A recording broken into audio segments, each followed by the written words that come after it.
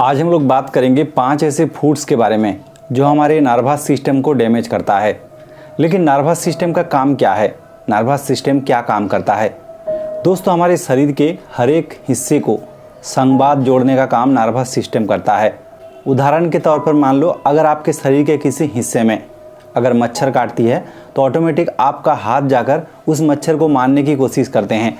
तो ये कैसा होता है?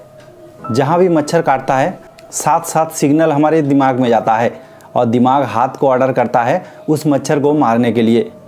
दूसरी उदाहरण है, अगर आपको किसी भी हिस्से में खुजली होती है तो आप खुजलाते हैं। तो आप कैसे खुजलाते हैं? आपका दिमाग आपके हाथ को इंस्ट्रक्शन देता है उस जगह को खुजलाने के लिए। तो हमारे नर्वस सिस्टम इलेक्ट्रिकल सिग्नल भेजता है शरीर के हर एक हिस्से को और उसी हिसाब से हमारे मसल एक्ट करते हैं।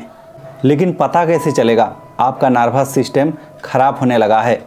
दोस्तों, शरीर के किसी हिस्से में अगर नर्व डैमेज होती है तो उस हिस्से में आपका सेंस नहीं होता, यानी अगर आप चिमटी काटते हो आपको फील नहीं होता।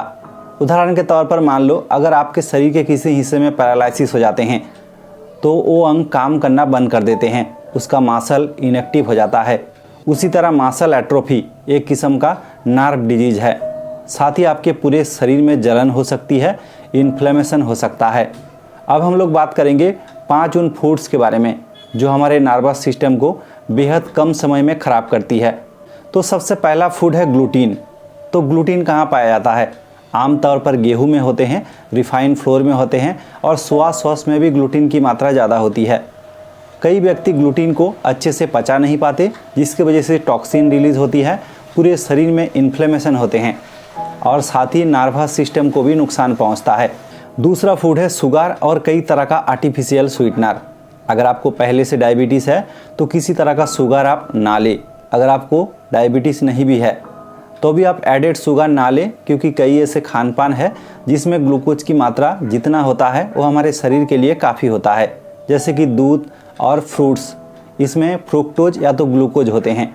अगर आप ज़्यादा ग्लूकोज लेंगे और किसी तरह से आपके शरीर में अगर ब्लड ग्लूकोज लेवल बढ़ती है तो आपके ब्लड वेसल को डैमेज करती है, ब्लड वेसल में ब्लॉकेज करती है और ब्लड फ्लो रिस्ट्रिक्ट होने के कारण आपके नर्व को डैमेज करता है।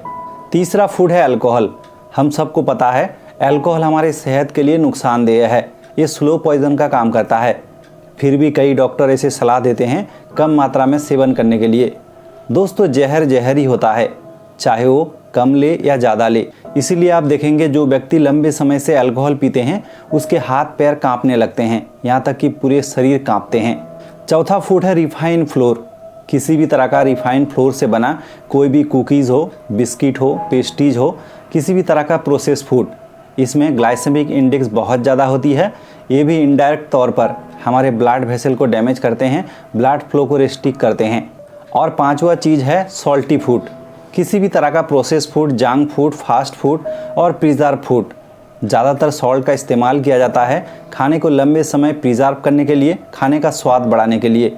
अगर आप इन सब फूड्स का सेवन करते हो तो इसमें मौजूद सोडियम हमारे ब्लड वेसल में जाकर प्लेक फॉर्मेशन करते हैं, ब्लड वेसल को नुकसान पहुंचाते हैं और ब्लड वेसल में ब्लड का फ्लो को रिस्ट्रिक्ट कर देता है, जिसके कारण भी नर्व डैमेज होते हैं।